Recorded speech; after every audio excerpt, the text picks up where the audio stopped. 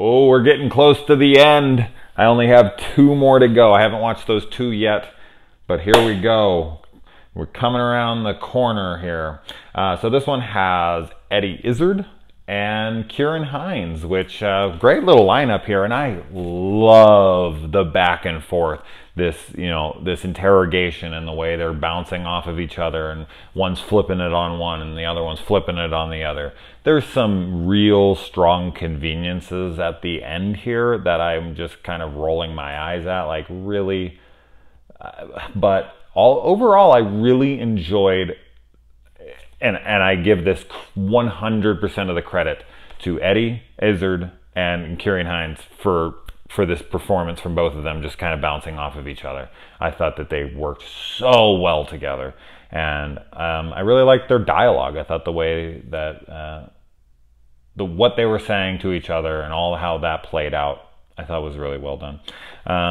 And so, anyways, he's interrogating him for murder because he's just convinced that he's the murderer, which I guessed like 2 minutes in that Ciarán was actually the murderer. I mean, they try to like play it this way and that way, and the guy goes and touches his bowling ball, and he's like, do you usually play with men's balls without their permission? It's a funny line, and we find out at the end that he just like, that's just like a little fake bowling ball top, and he pulls it off and there's the head underneath, which you just knew was going to happen. The twist is not surprising at all. But getting to the conveniences of this after, because I did like how Eddie Izzard was pulling it around, and like I had to relate to this a little bit because I have written a ton of scripts and even a couple novels in my life, and you do a ton of research on this stuff, and I write dark shit. So I research some dark material, and I always want to be as accurate as I can be with certain things. So you look up certain things on Google, because this isn't like you're going to the library, but you're on Google and you're typing in like, how do you do this, or what happens when you do this, and it's morbid shit. And I feel like if anyone ever looks into my records, they're gonna be like, why was this guy looking at all this nasty ass shit? And like Eddie says in this episode, and how truthful he's being with this, I think he was also into a good amount of perversion himself, like perverted material, because he was like renting 2,000 S&M and dominatrix and all sorts of insane videos. So I think that was for personal pleasure there, but a lot of the stuff he was researching really was for his movies, and I've done that, so I completely understand. And being brought into an interrogation room and be like, why have you looked up this? Also, the fact that someone is copying his movie and making it look like him, and then having all this evidence against him, I thought was a really interesting idea. We've seen that before, of course. I mean, hey, Tenebrae does it. Dario Argento's masterpiece.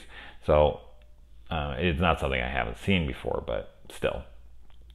And just as I said, just at the end when he gets all nervous and makes his phone call, and it's like, you've done all this research and you seem to understand the way the cops work, and he's like doing his job for him, and he did all the research that the detective did or whatever.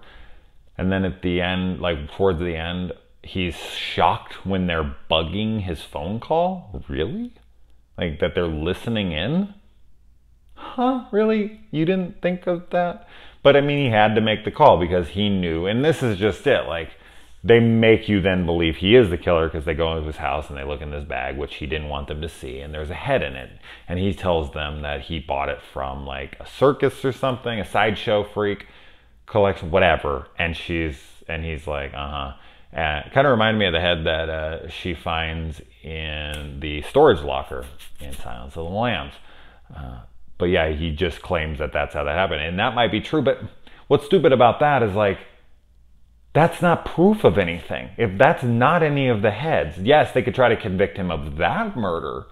But if that's none of the heads from this case, I mean, I think that if they were trying to close this case and they just wanted to pin it on a patsy of some sort, especially want a name like that, he's like a big writer at that time. There's also this meta moment in this episode where he's a writer for Tales from the Crypt, and he's like, oh, that was years ago, that show's canceled now, and this is the third to last episode of this show ever? Were they aware the show was getting canceled by that point, and this was just kind of a little bit of a wink? I don't know. I thought that was interesting. That was thrown in here. Were they filming this during a time when they knew they were canceled, or were they doing it during a time where they thought the show was impervious to being canceled because it was so popular? I don't know. It's interesting to think about.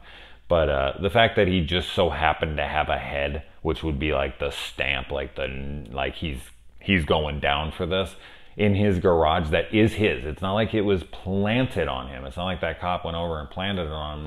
No. He actually had this on him.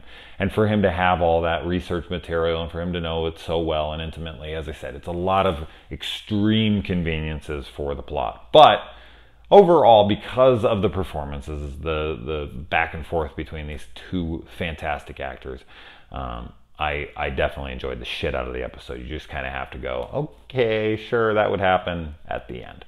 I am going to watch the last 2 episodes tonight, and that'll be that. And then I have the 3 movies to do. I already did the Tales from the Crypt, the 70s one, in my Amicus run-through. So if you're looking for that, there's that. It's already been done. And yeah, so I am going to definitely get this done by Friday. All right, guys.